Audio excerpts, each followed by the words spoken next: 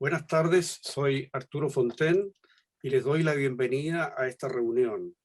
Nuestro invitado principal, el profesor Chaibouk, va a hablar en inglés. Aquí en EMOL vamos a poder oír la transmisión simultánea al castellano. Quienes quieran oírlo en inglés, les sugiero que vayan a uai.cl y podrán captar ahí la señal directa en inglés. José Antonio Chaibouk es uno de los expertos más reconocidos si de regímenes políticos se trata.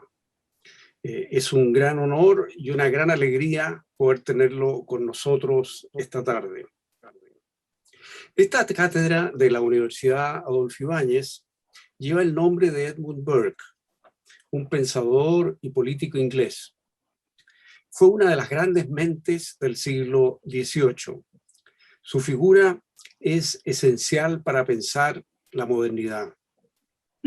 Escribió una filosofía de la belleza y de lo sublime, un texto clásico de la filosofía del arte hasta hoy.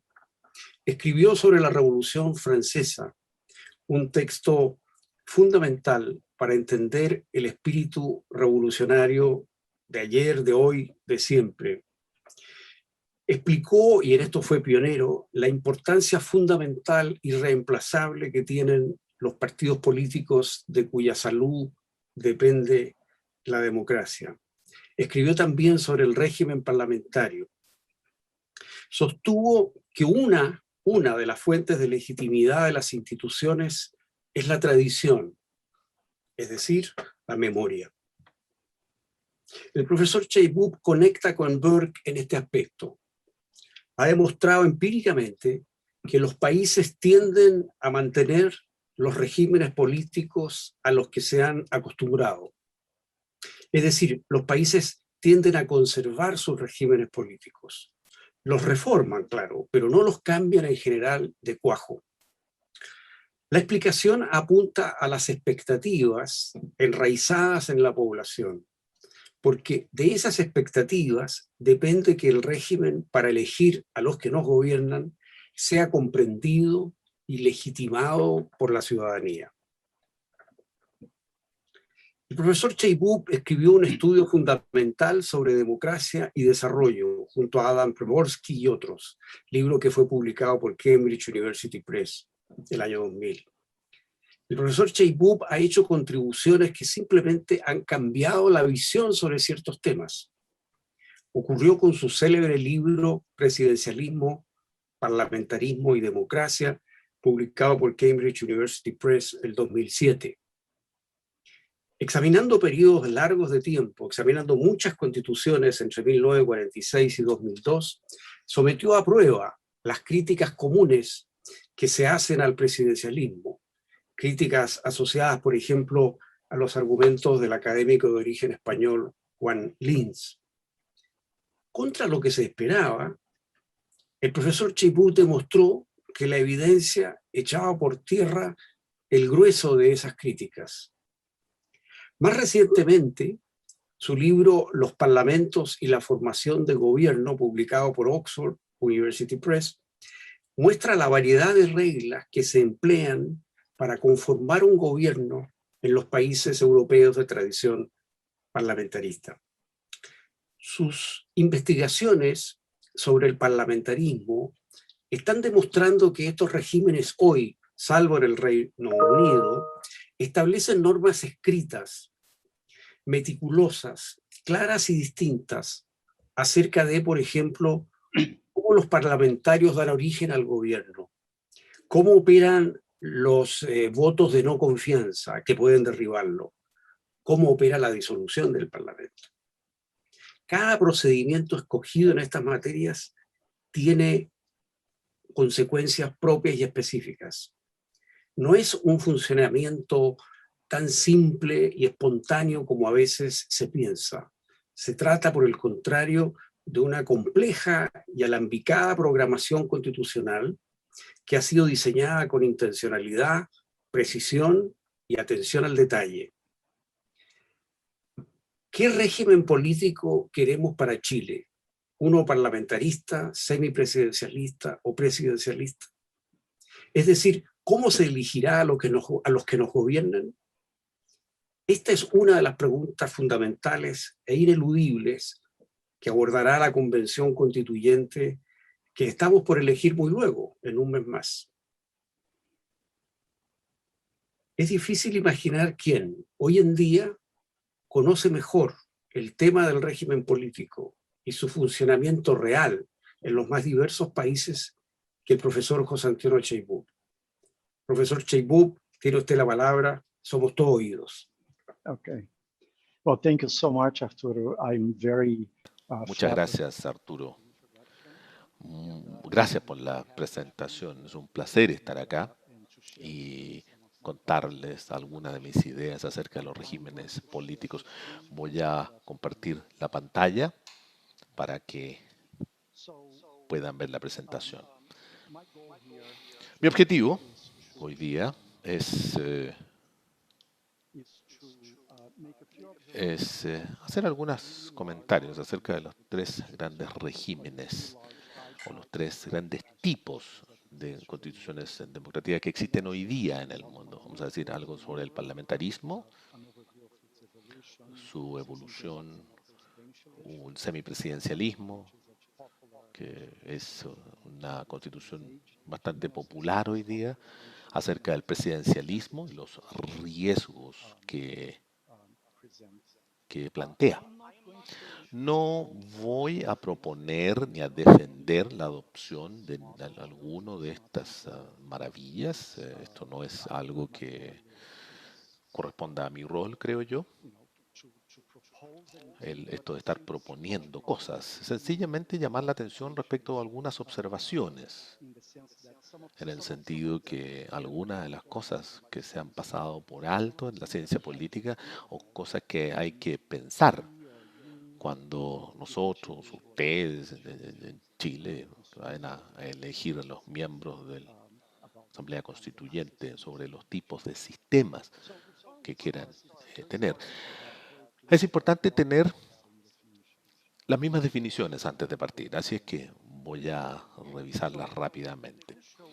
El parlamentarismo es el aspecto crucial de esta forma de gobierno, es que un gobierno, es decir, primer ministro y el gabinete, depende de la mayoría legislativa. Hay una institución que se llama el procedimiento de censura o el voto de censura que los miembros del Parlamento pueden proponer, y si esa moción se aprueba o es apoyada por la mayoría, entonces el gobierno, el primer ministro y su gabinete debe renunciar. Una vez que se produce la renuncia, pueden pasar dos cosas. Una, se forma un nuevo gobierno de este parlamento existente, o hay que llamar a nuevas elecciones, incluso antes de cuando lo dicte la fecha de las nuevas elecciones. Se establece una nueva distribución de escaños y se forma un nuevo gobierno. El presidencialismo no tengo que decir mucho porque todos vivimos en este tipo de constitución, entendemos cómo funciona, solo enfatizar el hecho que, al contrario del parlamentarismo, está caracterizado por la separación de la presidencia y del legislativo en términos de su origen y sus cargos. El presidente y el legislativo son elegidos por un periodo fijo a través de elección popular separada, y el Congreso no puede sacar al presidente y el presidente no puede disolver el Congreso. Vale decir, sí, que por supuesto no estoy hablando del impeachment, que es un mecanismo distinto porque es un proceso legal. Estoy hablando de sacar al gobierno, incluso con una no buena conducta, en el sentido de que existe solo un deseo político de una mayoría de reemplazar a este gobierno. Esto es posible en el parlamentarismo, pero no en el presidencialismo. Los sistemas semipresidenciales combinan una característica del parlamentarismo y otra del presidencialismo. Del parlamentarismo toma el hecho que el gobierno, el primer ministro y su gabinete, al igual que en el sistema parlamentario, permanece en tanto la mayoría legislativa lo mantenga. El Parlamento, la mayoría del Parlamento puede sacar al gobierno a través de un voto de censura. Pero al igual que el presidencialismo tiene el jefe del Estado lo ocupa, la jefatura del Estado es un presidente elegido popularmente. Ese presidente puede disolver la asamblea o ese presidente tiene la autoridad para sacar unilateralmente el gobierno.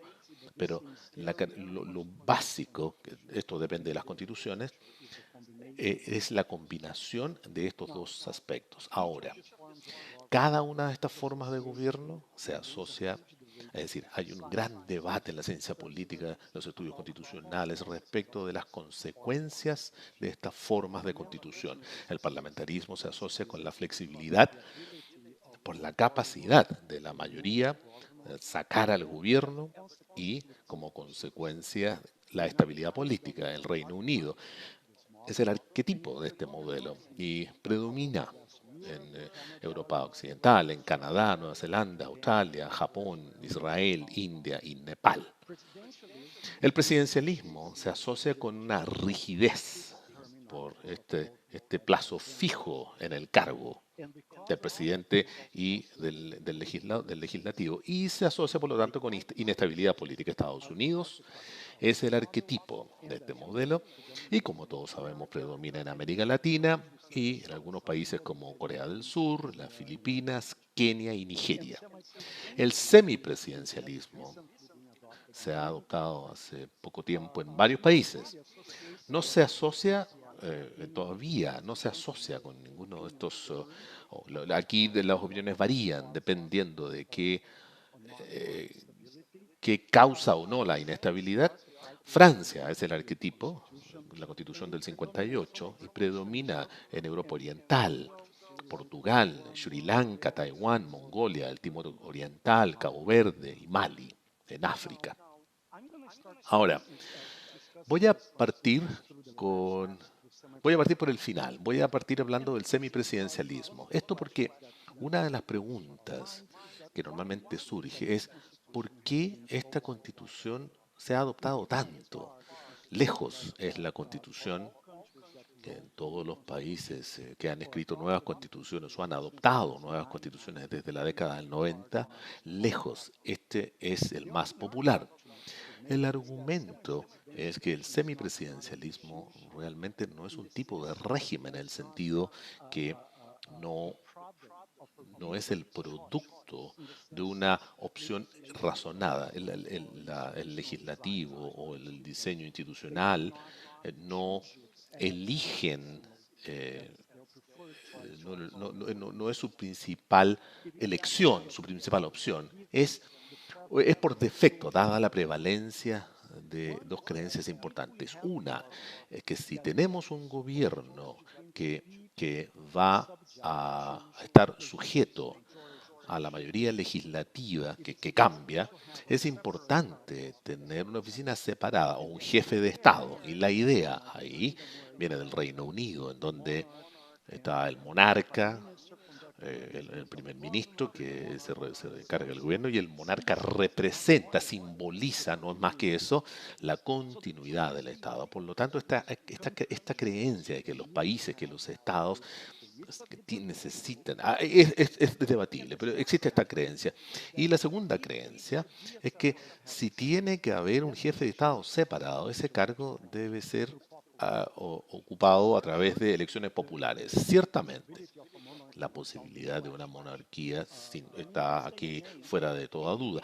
Hoy día, cualquier reforma institucional tiene que estar legitimada de manera democrática. Por lo tanto, crear un cargo que intencionalmente o no, que tenga incluso un poder simbólico, es importante que ese cargo se legitimice a través de la autorización que proviene de las elecciones populares. Entonces, por eso tenemos este tipo de regímenes. Dije que Francia, con su constitución del 58, la primera república, es el modelo que la mayoría de los países usan para estos sistemas. Ciertamente es una constitución que estabiliza la política en Francia después del gobierno de la extrema inestabilidad de la Tercera y Cuarta República. O sea, la Cuarta República, que duró 12 años, que partió en el 46, tuvo 21 gobiernos distintos, realmente muy inestable, una política muy inestable. Originalmente, la Constitución del 58 era puramente parlamentaria. El presidente debería ser elegido por un gran colegio electoral compuesto por los miembros del Parlamento y una gran cantidad de cargos no elegidos, alcaldes, de consejeros locales, que en esa época no tenían que someterse a elección, eran designados por sus pares. El presidente, como jefe de Estado, desde el inicio, tendría la autoridad para disolver el Parlamento. Pero esto es una característica de casi todas las constituciones parlamentarias. Y De Gaulle, que fue el primer presidente de esta Quinta República, se eligió de manera indirecta en el 58. La elección directa en Francia no llegó al momento constitucional y no se consideró en ese momento, sino que fue el resultado de un plebiscito propuesto por De Gaulle en 1962, aprobado, y se utilizó por primera vez en el año 66, cuando De Gaulle ganó la reelección. Entonces, el régimen que se conoce como semipresidencial, de hecho, fue o era se concibió como una constitución parlamentaria con un presidente elegido en forma directa. Así es como me gusta pensarlo a mí. Es importante darse cuenta que lo que estabiliza la política dentro de la República Francesa no era la figura del presidente ni la presidencia propiamente tal, sino más bien algunas características que tenían que ver con el poder del primer ministro. Ahora, el peligro de esta convivencia, situaciones donde el Parlamento tenía mayorías por parte de un partido y la presidencia era de otro partido con una postura opuesta a esa mayoría parlamentaria, ese es un peligro que se reconoció desde los principios y se reconoció universalmente en Francia como un problema. Y ese peligro se resolvió bajo una maniobra que en el año 2000 se hizo un tratado que eliminó la posibilidad de esa convivencia, pero que también establecía las elecciones legislativas un par de semanas después de las presidenciales. Así que la mayoría que eligió al presidente, sabiendo quién era el presidente electo ya, luego podía escoger miembros de los partidos que apoyaban a la presidencia para ayudarlo a esa situación y evitar esa convivencia. Pero lo importante, desde mi punto de vista sobre la Constitución del 58, son esas dos instituciones que se llaman el vote bloqué, el voto en bloque, y también la guillotina, que es la manera francesa de poder hacer un voto de censura. Entonces, el vote bloqué es un proceso que tiene que ver con la capacidad que tiene el primer ministro de interferir en el proceso legislativo y consiste en la capacidad que tiene el primer ministro para poder parar el debate en cualquier momento en que se esté discutiendo en el Parlamento para posteriormente componer ese proyecto de ley que quieren tener en función a los puntos de vista que tiene el gobierno. Pero lo más importante es que una vez que se hace eso, el primer ministro presenta ese proyecto de ley para voto parlamentario y lo único que puede hacer el Parlamento es votar sí o no, es decir, aprobar o rechazar, nada más que eso. Eso protege a todas las partes y a todos los tratados que se hayan hecho tras bambalinas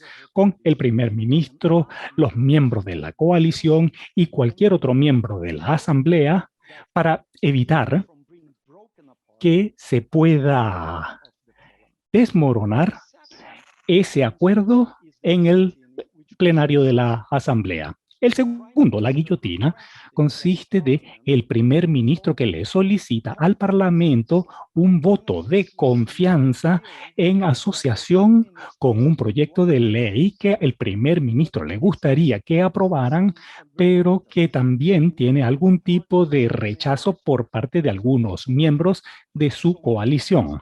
Entonces, cuando el presidente invoca el artículo 49.3, como se conoce en Francia, el Parlamento, el proyecto de ley se aprueba, o más bien, automáticamente se aprueba, a excepción de que la mayoría del Parlamento se organice y vote en contra del proyecto de ley. Es decir, el supuesto de éxito se da por dado a la propuesta del gobierno, del primer ministro, y la carga de la oposición se le pone a la oposición, lo cual nuevamente le da un poder importantísimo al primer ministro para aprobar la legislación y es una institucionalidad radical, podríamos decir, porque el gobierno puede aprobar la legislación sin que el gobierno se manifieste, porque la legislación va a estar aprobada automáticamente si la mayoría no se opone.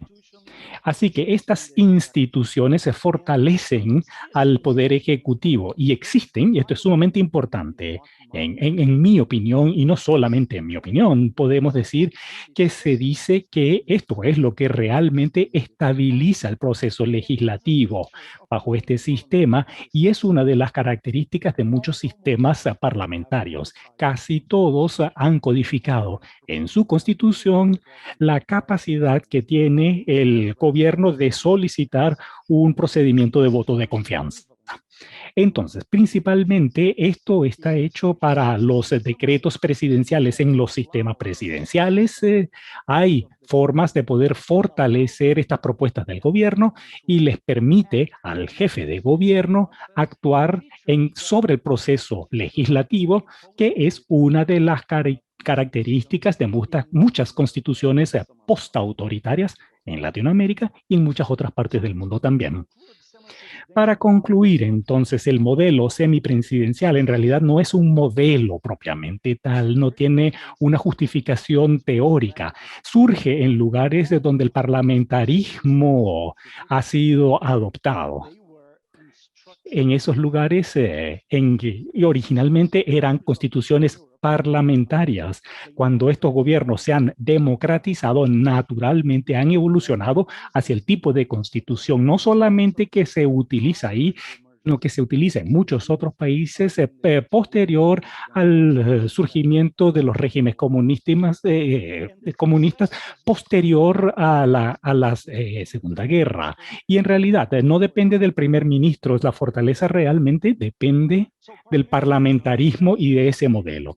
Como hemos dicho, entonces, el parlamentarismo está asociado con la estabilidad política y existe en muchos países, en los 6 países en el noroccidente de Europa que tienen monarquías actualmente y que tienen monarcas que no son más que un símbolo del Estado y primeros ministros que sí se encargan del Ejecutivo.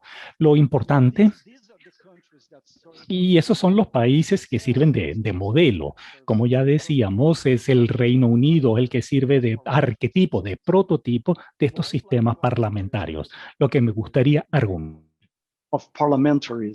es que el parlamentarismo en realidad es un sistema, un modelo bastante más complejo. Hay una idealización de qué es lo que ocurre en los países del noroccidente de Europa. Pero el parlamentarismo como tipo de constitución solamente se estabilizó después de un periodo de inestabilidad política muy intenso que finalmente llevó a la Segunda Guerra Mundial y de luego al resurgimiento de las democracias.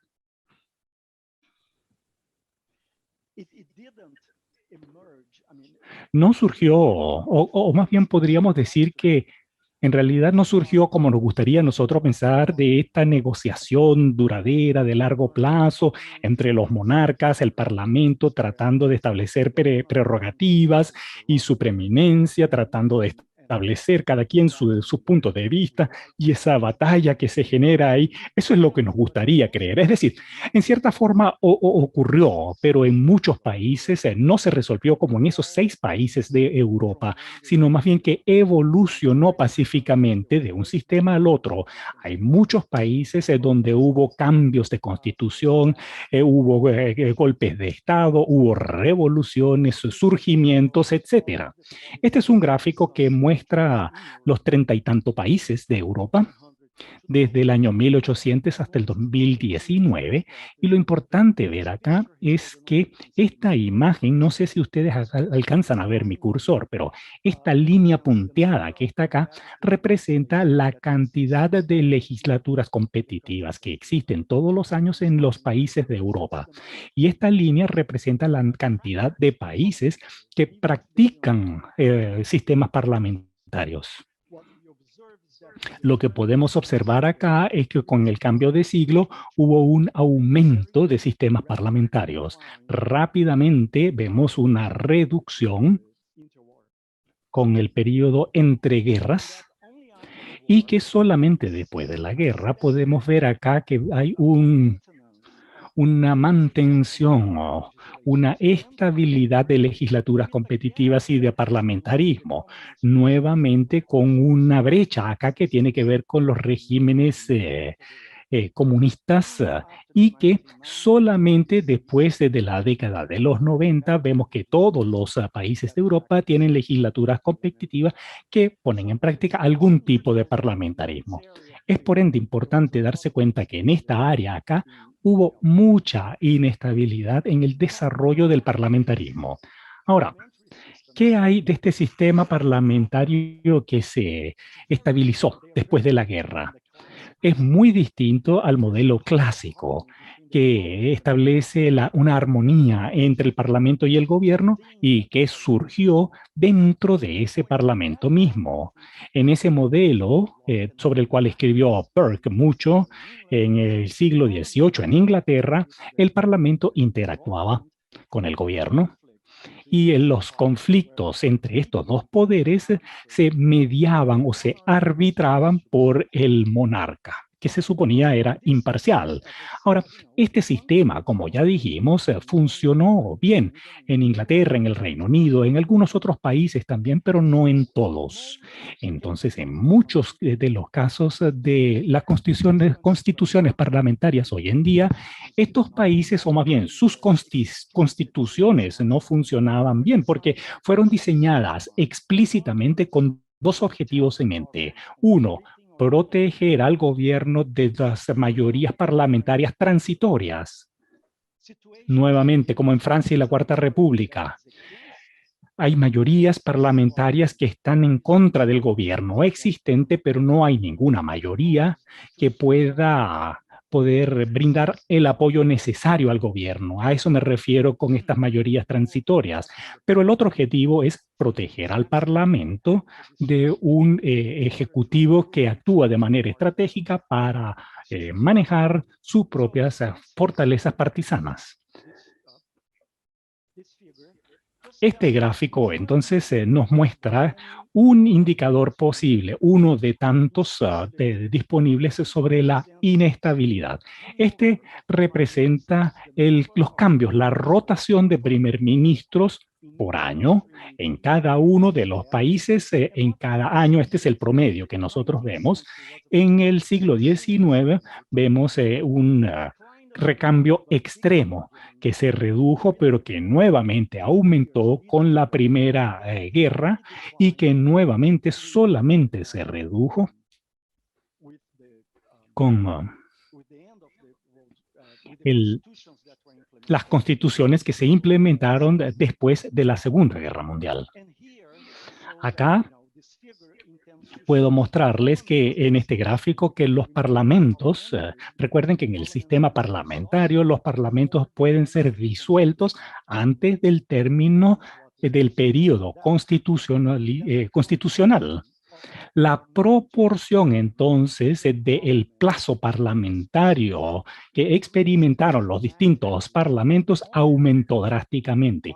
En promedio, para el año 2000 y algo, los parlamentos de Europa estaban cumpliendo cerca del 70% de sus plazos, que es un contraste con el 10% que funcionaban cuando eran los reyes los que estaban a cargo y no dependían del sistema legislativo.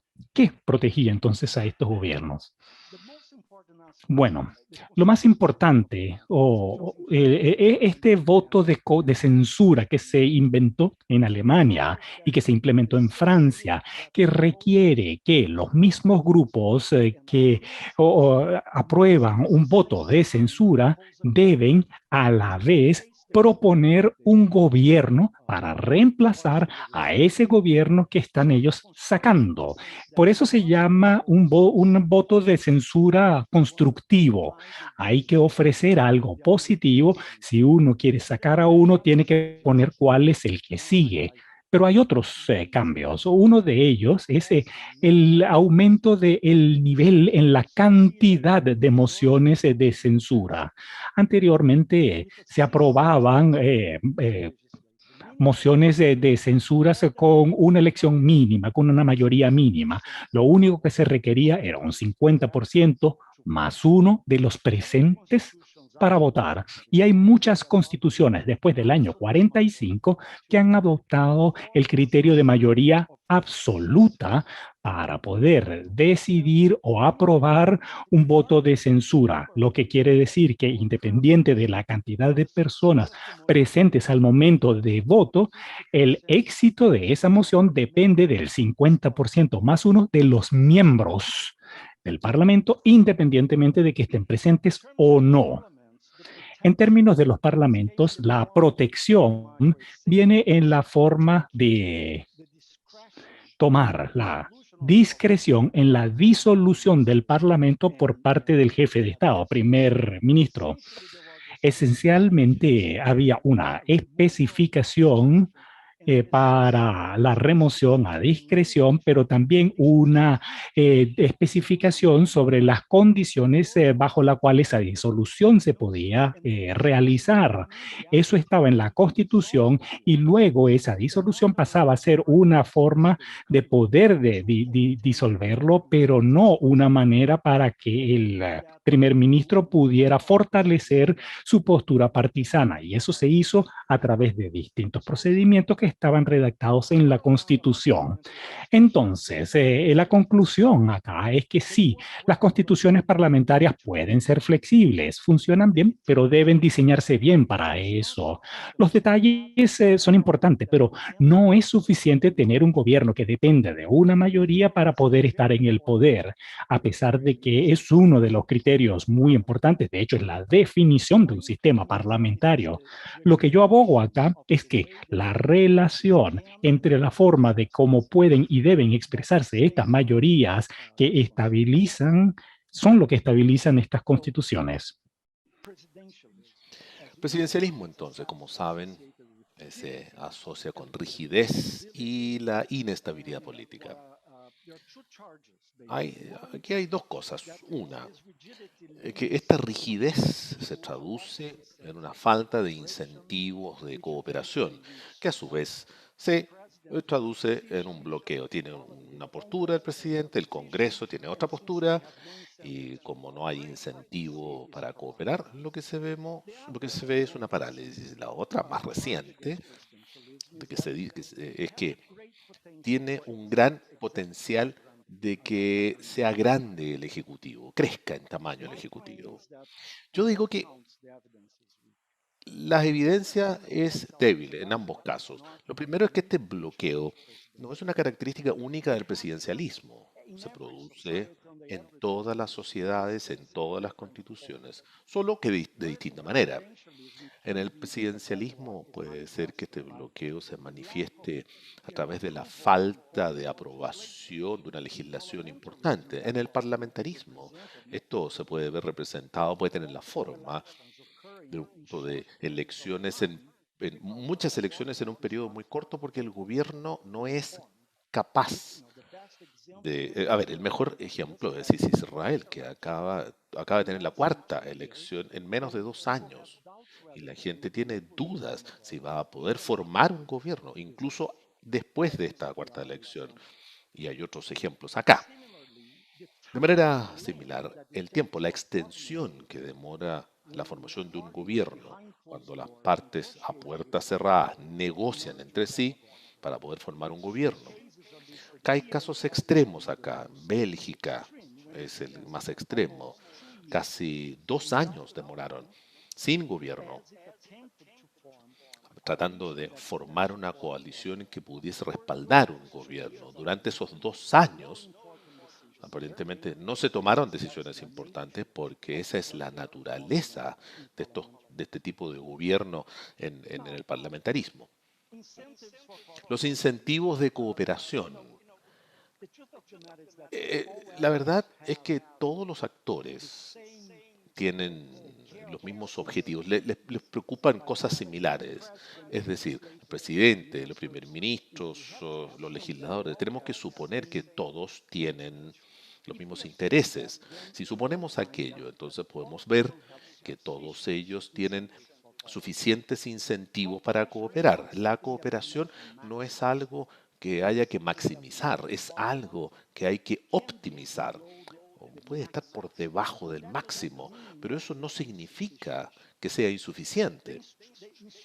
La, la estructura institucional del presidencialismo y del parlamentarismo, por supuesto que es importante para, para este incentivo. Y aquí hay una lista de 3 de estas especificidades institucionales que diferencian claramente las democracias parlamentarias de las presidenciales. El parlamentarismo, cualquier coalición es la que se puede mostrar, en tanto que el presidencialismo es la coalición que necesita formarse, o una coalición que se pueda formar tiene que incluir al presidente y al partido del presidente.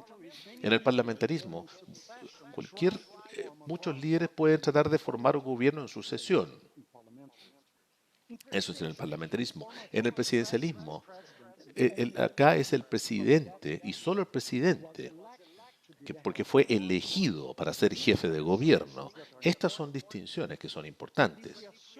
Pero si suponemos que si suponemos que tienen los mismos objetivos, lo que encontramos en definitiva, y aquí he escrito, esto así que no voy a entrar en el detalle, pero lo que vemos en estos supuestos conductuales, en tanto tenemos que esperar un mayor nivel de cooperación en el parlamentarismo, pero igualmente un nivel suficiente de cooperación en las democracias presidenciales. Las razones por las cuales son iguales, pero la estructura es distinta, lo que por lo tanto provoca estas variaciones en cantidad, en frecuencia, pero no en calidad de la capacidad de formar coaliciones.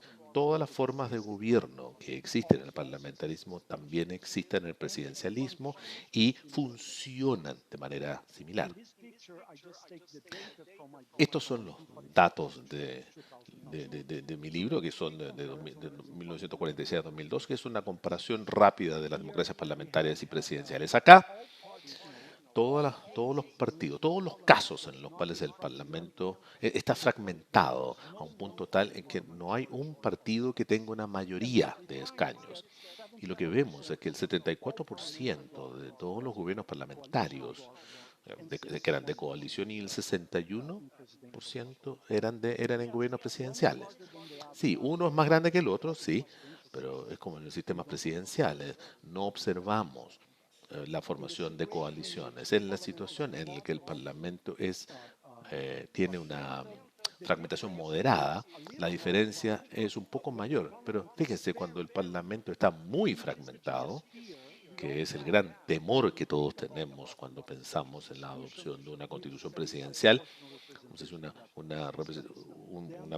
proporción del sistema electoral, la fragmentación impide o hace que sea más difícil el gobierno, pero en un 81% de todos los gobiernos presidenciales se formó una coalición en las circunstancias de el mayor nivel posible de fragmentación. Y lo mismo acá para evaluar si el gobierno tuvo una mayoría en el Parlamento y vemos la misma comparación cualitativa que no la voy a repasar acá porque por temas de tiempo. Vamos a terminar con este tema del ejecutivo y cuando este ejecutivo se agranda. Esto es lo que hoy día llamamos la erosión democrática. Hay una gran preocupación entre todos de que esto se está produciendo de manera más frecuente y las democracias se están muriendo lentamente a manos de los presidentes. Y aquí la pregunta es si los presidentes corren un mayor riesgo que los primeros ministros de tener erosión democrática. A ver, los estudios están en las primeras etapas en esta área, entonces hice lo que pude acá para presentar algo de evidencia acá. Utilicé estos datos de este proyecto se llama el set de datos de erosión democrática, que son una gran cantidad de países del mundo que tienen algo que es exactamente lo que estamos hablando. Entre 2000 y 2019. Son eventos que se pueden clasificar como precursores de esto, o bien síntomas. Entonces, por ejemplo, acciones que debilitan el legislativo o el judicial, que manipulan el servicio civil, fraude electoral, sesgo en la prensa, una reducción en la supervisión judicial o legislativo, la relajación de los límites de los plazos. Estos son síntomas. Ahora, lo que hice fue, tomé toda esta información y la clasifiqué por tipo de régimen político. Lo importante de ver acá, que es lo que quiero decir, es que si si comparamos la cantidad de eventos por país, que es lo que tenemos que hacer dada que la cantidad de países varía en cada categoría, si comparamos la cantidad de eventos por país, son más o menos los mismos en todos los tipos de regímenes. Esto es un régimen 100% presidencial, 100% parlamentario, semipresidencial, es el que tiene la menor cantidad, pero no hay nada que nos haga pensar o creer que esta cantidad es, no sé, varía mucho del 21 que encontramos en el parlamentarismo o semipresidencialismo o el 24 que está en el presidencial y parlamentario. Para terminar entonces, creo que lo que podemos decir con certeza, después de un análisis muy rápido de estas tres constituciones, es que cada tipo de democracia ha funcionado bien en algunos lugares y no tanto en otros lugares. Las diferencias promedio, ¿no? Comparar los gobiernos de coalición, la tasa de eventos de erosión democrática o comparar la cantidad de gobiernos, las diferencias promedio en desempeño depende mucho de los países que utilicemos para comparar los periodos y los resultados que consideremos. Lo importante de recordar, en mi opinión, es que realmente el problema está en los detalles, en cómo vamos a diseñar esta constitución, dado que existe una, una opción anterior o una tradición de uno de estos tipos, respecto de uno de estos tipos de constitución. El parlamentarismo realmente es importante y es algo que es ampliamente reconocido hoy día, el evitar la inestabilidad que es muy posible en el parlamentarismo. Y, y estas son cosas lo que aquí quiero decir es que esto no puede ser una conclusión del diseño constitucional, sino que tiene que ser una consideración anterior.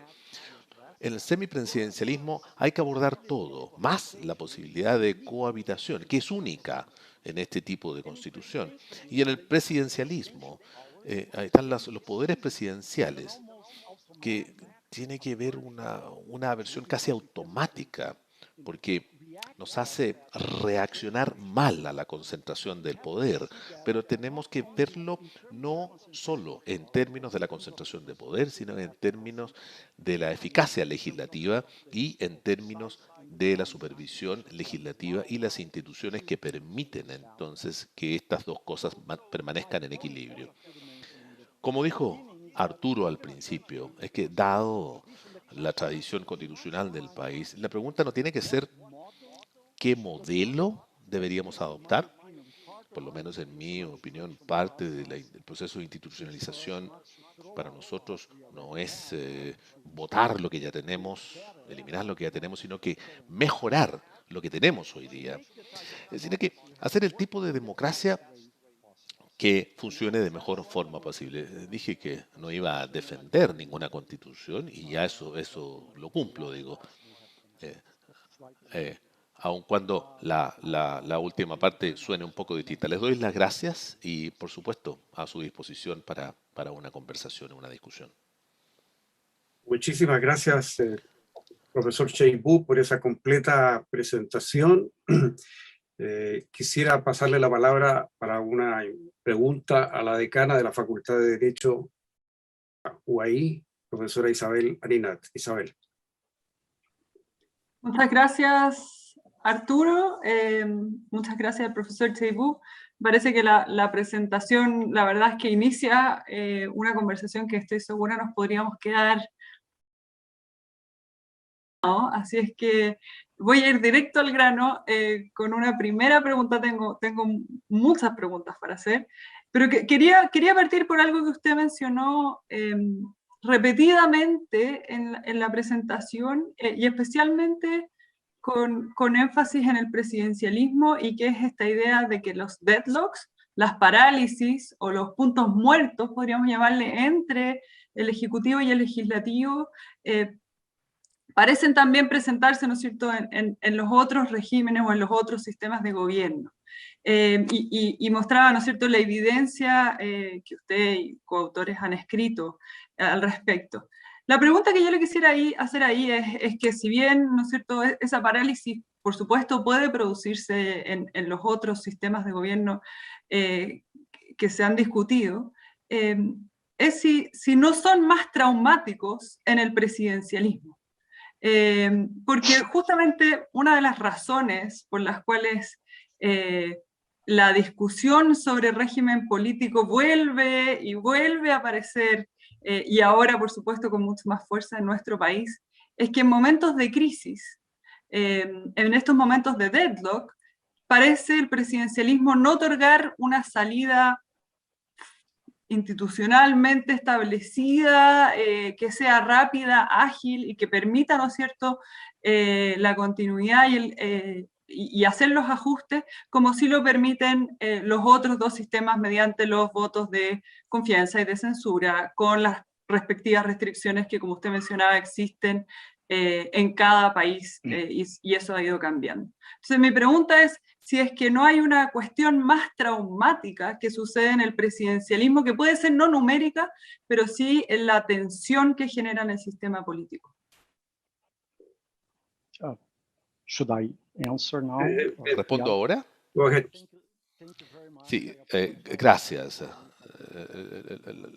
Lamento si no capté todas las sutilezas de la pregunta, pero entiendo el punto. Es posible que en una situación de crisis se produzcan estos bloqueos y sean menos posibles de resolver en un presidencialismo. Voy a ser honesto. La respuesta honesta, empírica, es, no sé, parte de la razón. Es porque tendemos a centrarnos en los casos que tienen los casos de Allende en Chile. Obviamente es uno de los casos dado todo lo que estaba en juego y el tipo de democracia en donde sucedió, una democracia establecida. Entonces, es difícil. Una cosa que hemos visto el caso de Allende, pero no vimos casos en donde este bloqueo se haya producido y se haya resuelto. sin el quiebre del régimen político, porque este bloqueo, este deadlock, la noción de este bloqueo de parálisis, se ve atenuada de la siguiente manera. Si hay un presidente que quiere promover una política a cierto punto y el legislativo quiere avanzar en otro sentido y no se pueden poner de acuerdo en un proyecto en común, eso tiene que significar que prefieren el status quo, que la política que podrían poder adoptar a través de una concesión. Entonces la dificultad reside en que cuando pensamos en términos de política sin ponerle otras dimensiones, podemos ver que cuando este bloqueo es un movimiento estratégico de los políticos propiamente tal. Quieren decir que hay un bloqueo porque quieren culpar a la contraparte por el hecho de que no están avanzando hacia donde quieren avanzar para llegar a un punto que sea adecuado para ellos. A ver, yo digo que estoy completamente de acuerdo con usted, que el tener la posibilidad de un voto de censura en un gobierno, es decir, que no puede tener un problema con la mayoría, es un mecanismo posible, es bueno y quizás eficiente como mecanismo para hacerlo. Ni siquiera hay que usarlo. La mera amenaza puede ser suficiente para evitar este tipo de situación. Pero es importante también recordar que aquí es cuando funciona bien. Hay muchos casos cuando no funciona bien. Hay muchos casos donde no funciona bien. A ver, a lo que me refiero es sencillamente decir que la idea general es que no debemos centrarnos mucho en el voto de confianza, porque para que funcione no solo se necesita el hecho que una mayoría puede sacar al primer ministro, sino que todas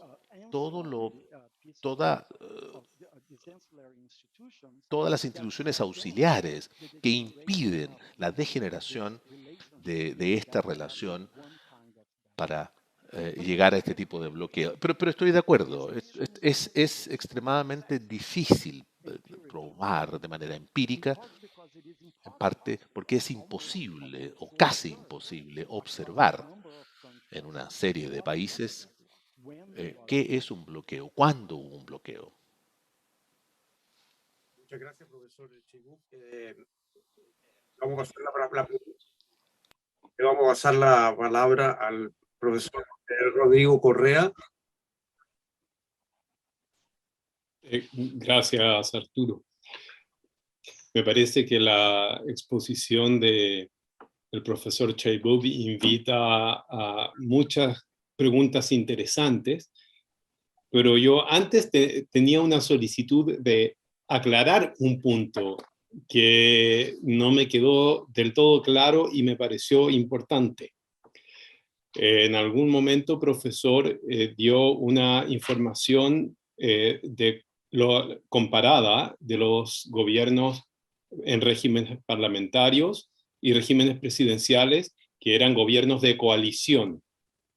Y el número último era cuando había alta fragmentación en el Parlamento. El número era 81, me parece, y 96.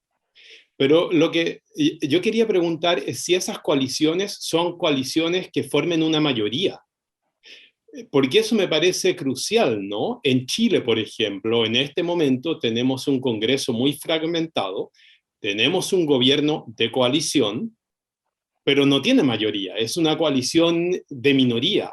Y me gustaría saber si hay información que agregue esa variable en el comparado. I do not have this information. No tengo esta información, no conmigo por lo menos en este momento. Sí puedo conseguirla, pero en una parte distinta de mi trabajo, sí comparo los tipos de gobierno,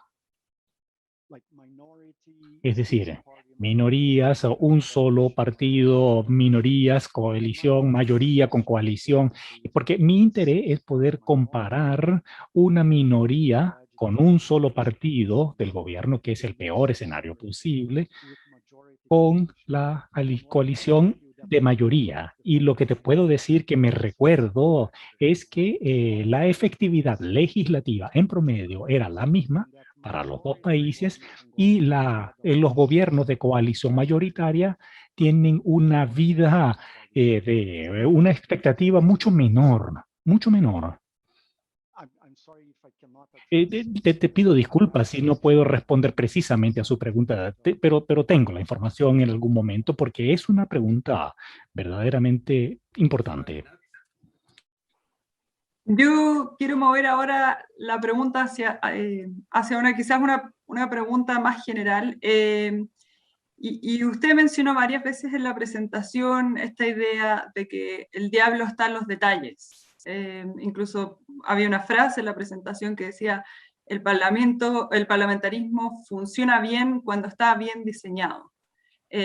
Y dado el proceso constituyente y lo que significa la redacción de una constitución en hoja en blanco, yo quisiera preguntarle sobre, además de aquello que usted ya expuso, ¿no es cierto?, para los distintos regímenes, ¿cuáles son esos otros detalles que hay que atender? Yo sé que usted ha escrito, por ejemplo, sobre aquellas cuestiones que tienen que ver, por ejemplo, con estados de emergencia, con el veto y otros elementos, ¿no es cierto?, más precisos, pero también quisiera ver si usted cree que parte de esos detalles que hay que atender tienen que ver con la relación entre el régimen político y, por ejemplo, la forma del Estado, si el país es federal o es unitario, o con el tipo de administración que tiene. Usted mencionaba, por ejemplo, dentro de los países parlamentarios, el caso de Reino Unido, Australia, Canadá, Nueva Zelanda, todos países que tienen un cierto sistema de servicio civil.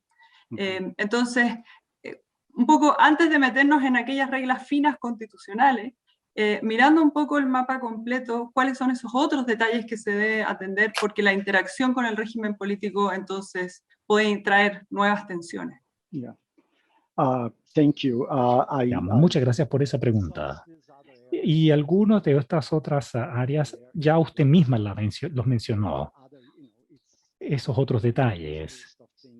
Hay una lista enorme de cosas que deben considerarse, que son derechos constitucionales, por ejemplo, que ni siquiera puedo empezar a imaginarme cómo se puede abordar todos esos puntos al redactar una constitución. Pero una de las cosas que yo no sé si responde realmente a su pregunta, pero una de las cosas que sí puedo decir es lo siguiente. Mi impresión, después de estudiar constituciones y los procesos de redacción de constituciones, es que estas soluciones surgen como parte de un diagnóstico que ha llevado a la necesidad de redactar una nueva constitución o que llevó a la crisis que llevó a la formación de una nueva constitución o las enmiendas o la reforma de una constitución actualmente existente.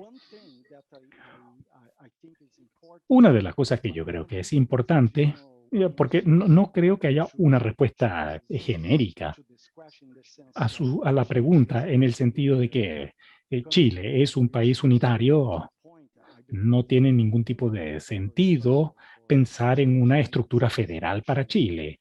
Podría quizás haber temas que yo desconozco, pero me parece que cada uno de estos aspectos debe considerarse en función al diagnóstico de la crisis que los llevó a este proceso.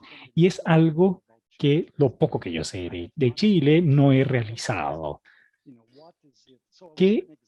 Les quiero dar más bien un ejemplo. Miren, en el 88, cuando en Brasil se estaba trabajando los distintos poderes y la redacción de constitución, se terminó haciendo uso, con diferencias muy importantes además, de algunas instituciones que habían sido establecidas por la dictadura que felizmente estaban reemplazando, en parte porque había un diagnóstico de la crisis del año 64 que la gran parte del problema de la crisis era el Congreso mismo y la descentralización y la falta de capacidad de liderazgo de controlar a los miembros de sus partidos. Entonces, el sistema que diseñaron fue muy centralizado y eso en respuesta a lo que le acabo de mencionar.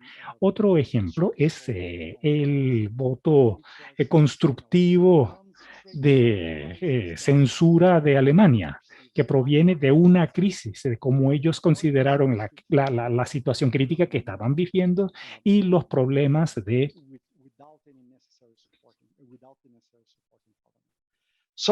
políticos sin los apoyos que se requieren.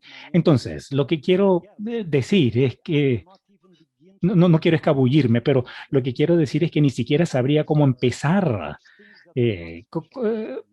todos estos temas, porque hay muchas de las cosas en las que yo no soy especializado, pero sí creo que son muy específicos en función al diagnóstico. Las soluciones que se encuentran para las constituciones tienen que ver con la percepción de la situación de crisis y no necesariamente con un paradigma que está en algún lugar allá afuera.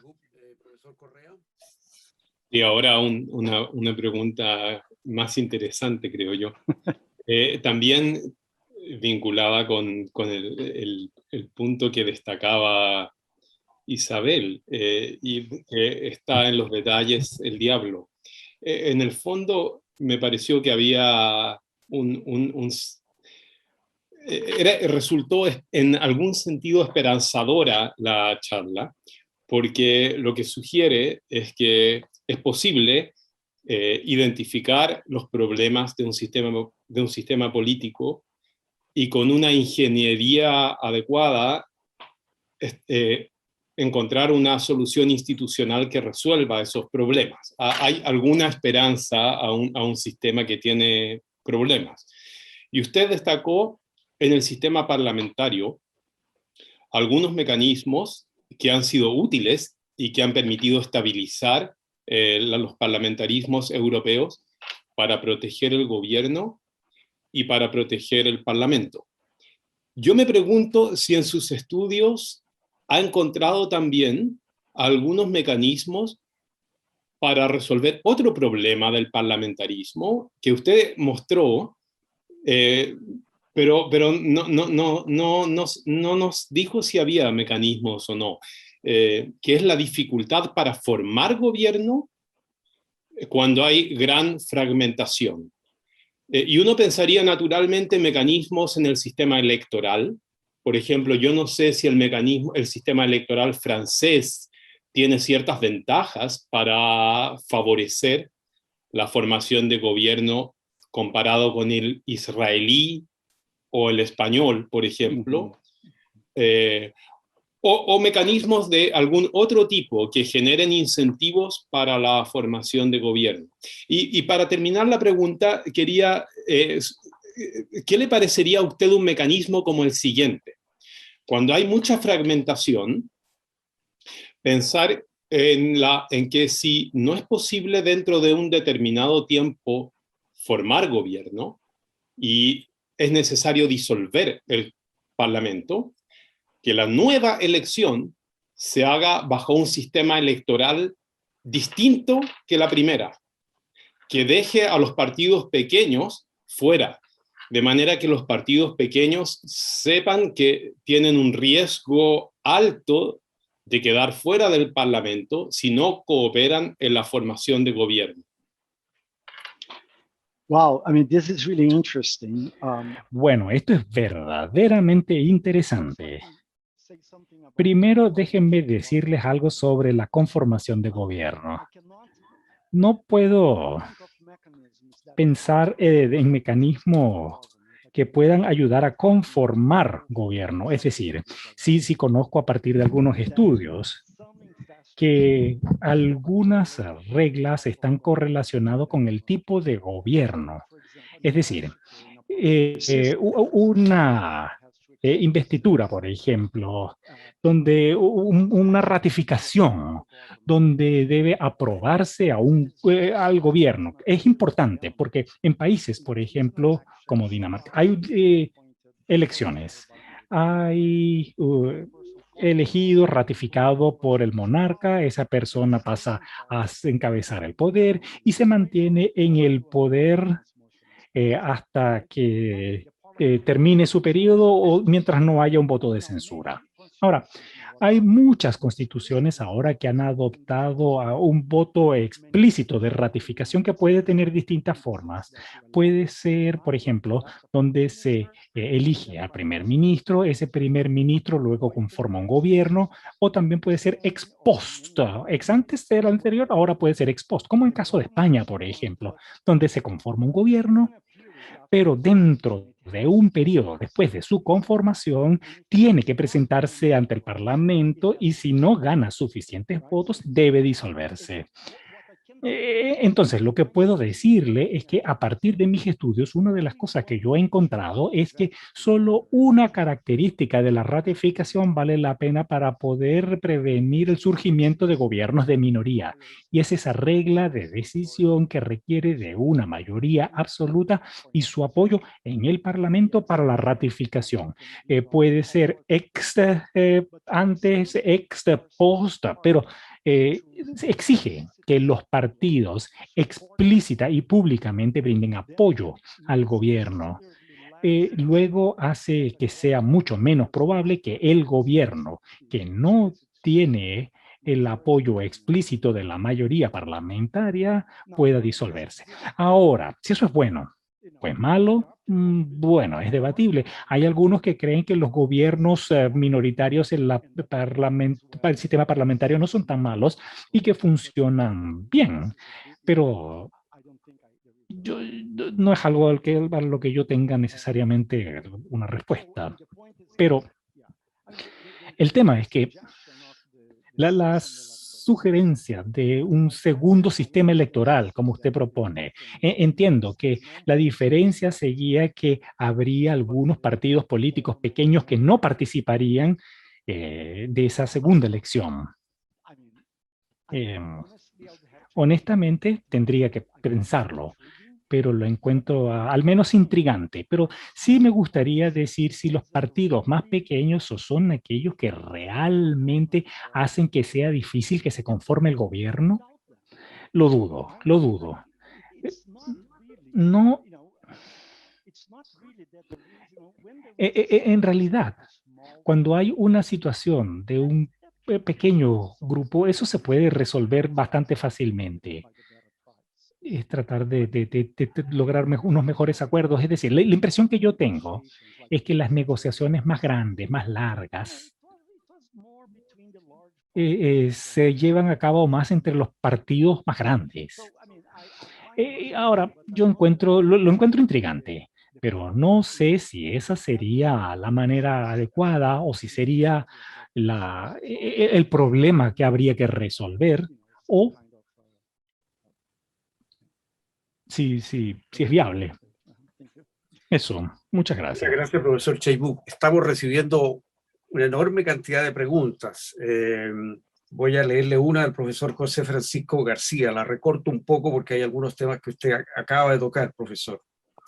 Pero la pregunta sería, ¿qué opina de la posibilidad de que, pensando en el semipresidencialismo o en el parlamentarismo, ¿qué opina de la posibilidad de que el primer ministro y el gabinete se voten en actos separados? Que el primer ministro y su gabinete se voten en actos separados. ¿Qué opina usted sobre eso? But that they be voted by the voters? ¿Es decidido por los votantes? No, por los parlamentarios. Estamos hablando de un semipresidencialismo o un parlamentarismo eventual. Oh, so the prime minister and the cabinet. Tanto el primer ministro como el gabinete, dice usted así ya. Deben ser juntos. Bueno, eso es lo que ocurre en Irlanda, por ejemplo. El Parlamento vota al primer ministro, el primer ministro conforma un gobierno y luego el Parlamento tiene que votar por el gabinete que está compuesto por parte del gobierno. Es cierto que el modelo existe, no es lo que más ocurre, es más bien el jefe del Estado, el de Estado, el que va designando o sugiere quiénes van a ser los miembros del gabinete.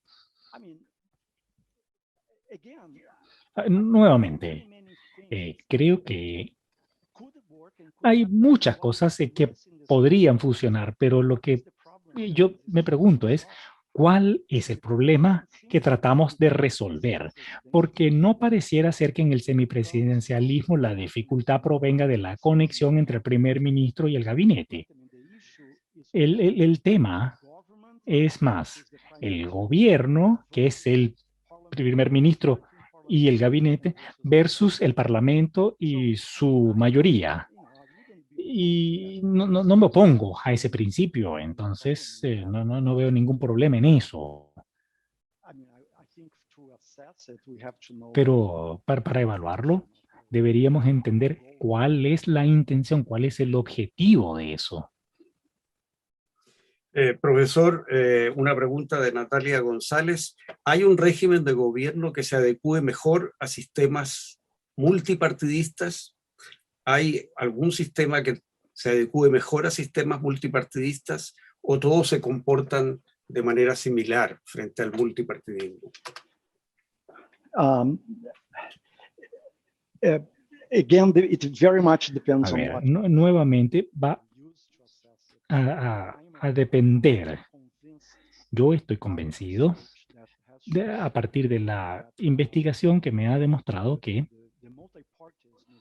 el multipartidismo no es intrínsecamente un problema en ninguno de los sistemas, ni en el parlamentario ni en el presidencial.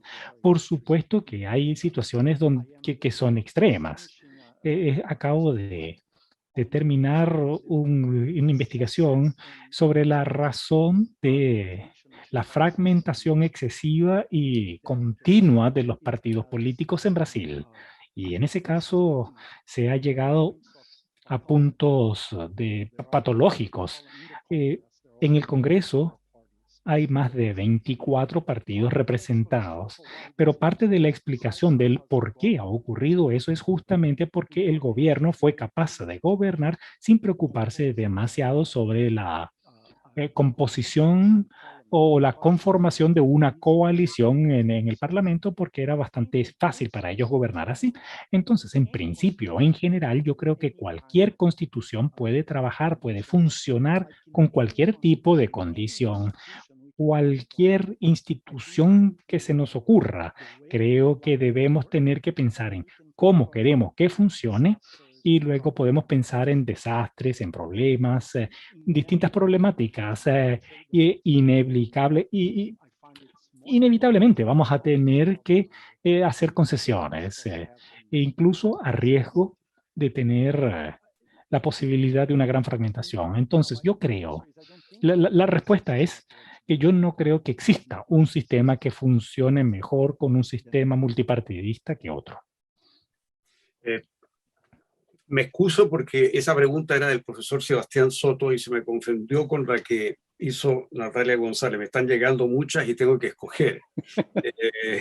Así que excusa.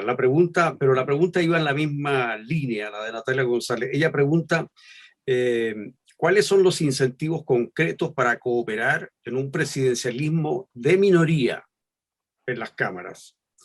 ¿Cuáles son los incentivos que tiene entonces para que haya cooperación en un presidencialismo de minoría?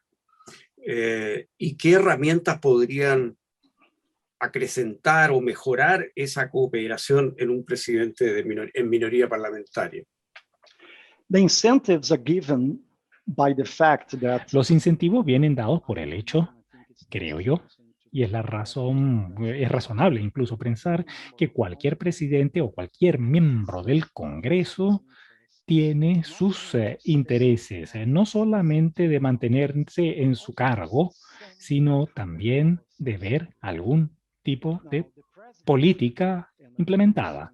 La presidencia, nosotros podríamos decir que va a ser alguien, ojalá, inteligente, y las personas de Congreso también esperamos, y esperamos también que ellos sepan que la Constitución está ahí para que ellos puedan implementar las legislaciones que estiman se deben aprobar. Y para eso no se pueden aprobar sin la cooperación del Congreso. Es decir, que el gobierno, el presidente, no puede por decreto establecer algo permanente. Una de las críticas es justamente cuando dice, bueno, es que eso se estableció a través de un decreto, pero si es como si fuese una dictadura, no se puede gobernar a través de decretos, no es así como funciona. El presidente entonces tiene que saber, suponiendo que todos quieren mantenerse en su cargo, que requieren de una mayoría para poder aprobar estas legislaciones, van a tratar de cooperar y los miembros del Parlamento, sabiendo que si quieren tener aprobaciones, tienen que hacerlo de forma tal de que el presidente no los lleve a veto. Es decir, es la misma estructura que para algunos los lleva a esa parálisis.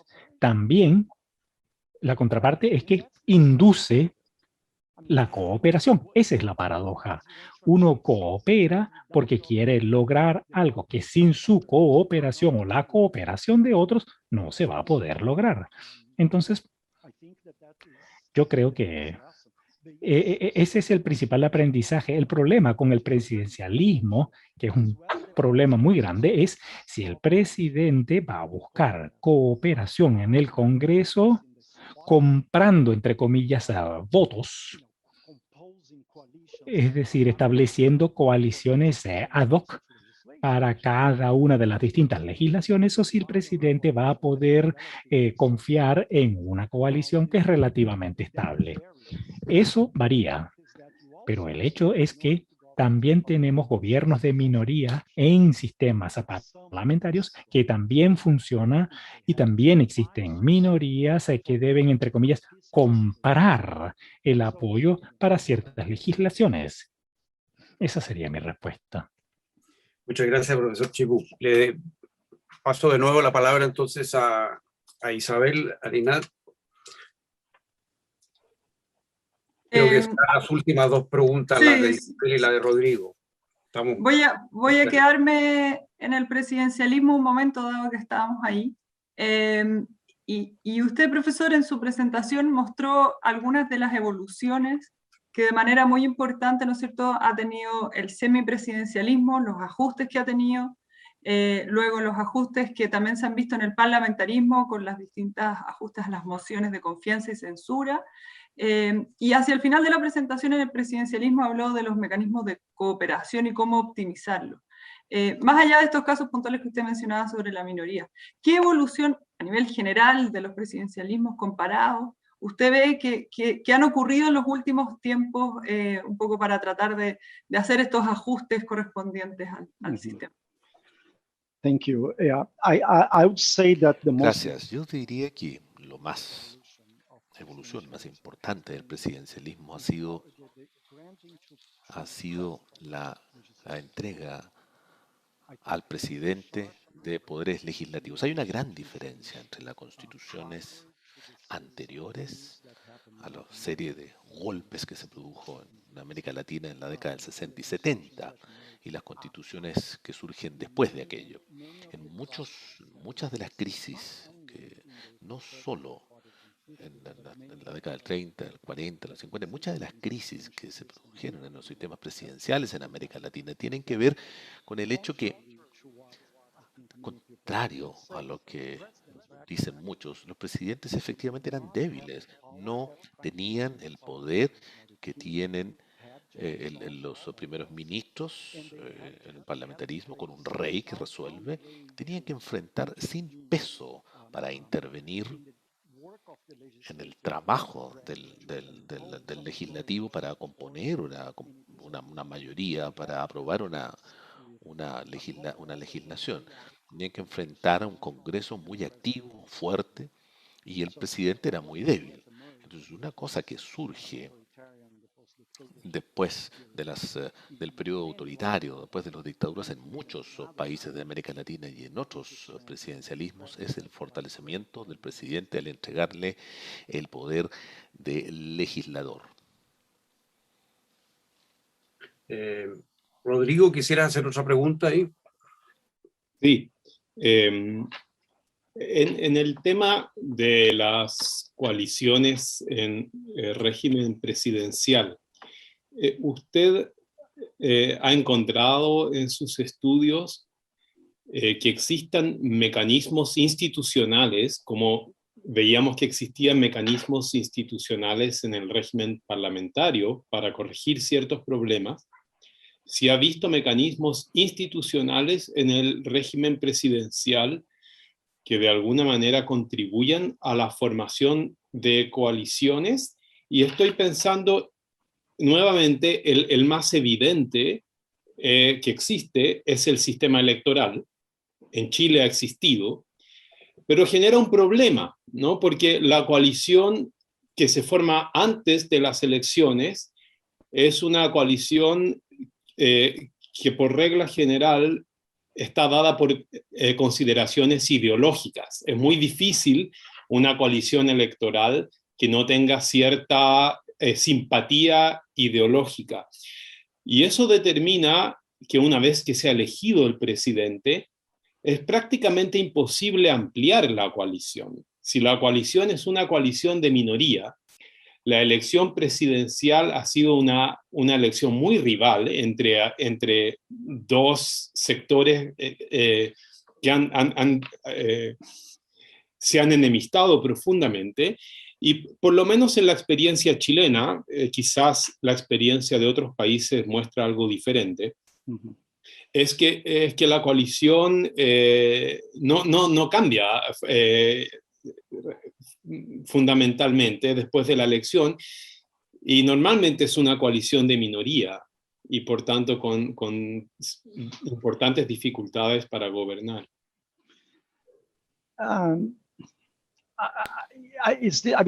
Honestly, honestamente no puedo decir que es una situación general. La verdad que no lo sé. Entiendo lo que me dice, entiendo que es importante y entiendo que formar y mantener una coalición en sistemas presidenciales es muy distinto que en un sistema parlamentario, en parte porque en el sistema parlamentario hay que proteger al gobierno de una moción de censura. Entonces está el interés de cooperar, y eso no está en el presidencialismo. No significa que no cooperen. A ver, yo creo, lo que puedo decir frente a lo que, sobre la base de lo que he hecho y lo que estoy pensando ahora, es que incluso una coalición de minoría va a enfrentar casos en que quizás sea una coalición de gobierno minoritario, pero puede tener una mayoría legislativa para apoyarla, por lo menos en algunos proyectos de ley importantes. Una cosa que, a ver, realmente no sé cómo decirlo, porque es algo que trato de verbalizarlo, pero me cuesta. Pero creo que muchas de estas discusiones institucionales tienen que ver con la idea de que las cosas tienen que producirse en un periodo corto, que tenemos que resolver los problemas de manera inmediata, y que si no se resuelven de manera inmediata, entonces es una crisis. Yo entiendo que hay situaciones que tienen condiciones socioeconómicas, demográficas, etcétera, que son muy explosivas, pero eso más es una excepción más que una norma para los sistemas. Lo que me sorprende es que hablemos muy poco de la paciencia. Entonces, hay un gobierno que puede hacer menos de lo que a uno le podría haber gustado, pero va a hacer algo. Es decir, a ver, no sé cómo decirlo nuevamente, porque es muy banal, si se quiere, pero creo que tenemos que esperar. Es decir, el hecho que no podamos cambiar un gobierno no siempre es bueno poder forzar, obligar a tener un compromiso, a ceder, a aceptar. Para mí, esta es la esencia de la democracia, ¿verdad? Es que ningún partido va a poder imponer su preferencia respecto de otro actor. Entonces, en esencia, las situaciones en las que la gente está obligada a cooperar, al negociar. Y no estoy diciendo que de la bondad, del espíritu de las personas lo vayan a hacer, sino que creo que hay un poco, necesitamos incorporar un poco de este deseo de decir que no podemos lograr todo muy rápido. Me encantaría, pero es muy difícil. Es decir, la democracia es, por necesidad, por definición, es intrínsecamente gradual. Entonces creo que tenemos que aceptar aquello. Isabel. Muy corto porque creo que nos quedan pocos minutos, pero quería volver al semipresidencialismo. Detenernos un segundo ahí, y usted habló de la importancia de dos reglas particulares del semipresidencialismo francés, ¿no es cierto? El vote bloqué y la guillotín. Y me gustaría saber si en los otros países que han incorporado el semipresidencialismo, de alguna manera existen reglas que como en Francia permitan un sistema que, como usted mencionaba, quizás son estas reglas en particular las que permiten mayor estabilidad. Si uno pensara en un régimen semipresidencial, ¿habría que mirar con atención esas dos reglas o es algo muy particular del caso francés? I think what is particular of the French case Creo is que lo particular del caso francés es que la parte final de la institución, cuando se considera aprobado el proyecto, aun cuando, se considera aprobado el proyecto y hay un voto de mayoría. Esa es la parte. Yo sé que hay muchos países que tienen algo similar, pero la aprobación del proyecto tiene que ser ratificado por la mayoría del Parlamento. Es decir, el hecho, lo que Francia hace, y creo que eso es único, es dar este poder extremo. Que es una gran controversia en todo caso en Francia. Hay trabajos que muestran que el primer ministro pierde popularidad cuando utiliza esta institución, porque puede utilizar precisamente porque el gobierno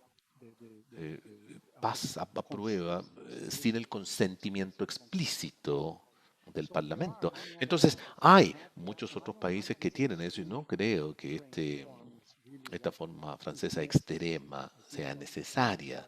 Creo que lo que es más importante es la capacidad de obligar, de forzar el apoyo del gobierno de manera explícita, para actuar de manera explícita, considerar no solo el statu quo versus el cambio de política, sino que el statu quo con la política y sin la política y la falta de gobierno, o de un gobierno distinto, porque ese gobierno va a renunciar.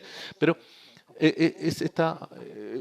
el vote bloqué no lo puedo decir con certeza cuántos países lo tienen, en todo caso, pero sí sé que hay otros que lo tienen. Aquí tengo una pregunta de Guillermo Larraín, la simplifico porque estamos ya muy encima de la hora. El presidencialismo minoritario supone mucho pragmatismo. El paso de apoyar a un presidente con el cual hay diferencias ideológicas importantes hace que el apoyo sea políticamente muy costoso. I don't think I understand the question. I'm sorry. El punto Creo es que no entiendo la pregunta. El punto es que hay una dificultad en la cooperación porque supone un cierto pragmatismo, sobre todo del centro. Pero cuando hay divisiones ideológicas fuertes, cuando hay polarización, el pragmatismo es difícil. El presidencialismo minoritario supone mucho pragmatismo, pero apoyar a un presidente con el cual hay diferencias ideológicas importantes hace que el apoyo sea muy costoso. I don't think it is more costly on the presidentialism than on the parliament. No creo que sea más costoso en uno o en el otro. Es costoso apoyar a alguien que tiene una postura distinta a la propia, ¿verdad? Entonces, estoy de acuerdo que es costoso, pero tiene que ser así y pasa siempre. Así es como se gobierna. La ideología es una de muchas consideraciones que los legisladores, que el presidente, el parlamento, los partidos tienen que considerar para poder procesar las consecuencias políticas de las propuestas, de las decisiones de apoyar o no apoyar. Es decir, en todo es más complicado. La polarización, por supuesto, es difícil gobernar en una condición de polarización. Esto es válido en Estados Unidos, es cierto en Suecia, en un sistema puramente parlamentario o puramente presidenciales. Aquí tiene que suponer que el gobierno pierde la ratificación por las dificultades de acomodar las distintas posturas políticas. Profesor Chaibouk, muchísimas gracias. Profesor Thank you. Rodrigo Correa, profesora Isabela Ninat, muchísimas gracias a todos ustedes. Buenas tardes. Muchas gracias. Thank you.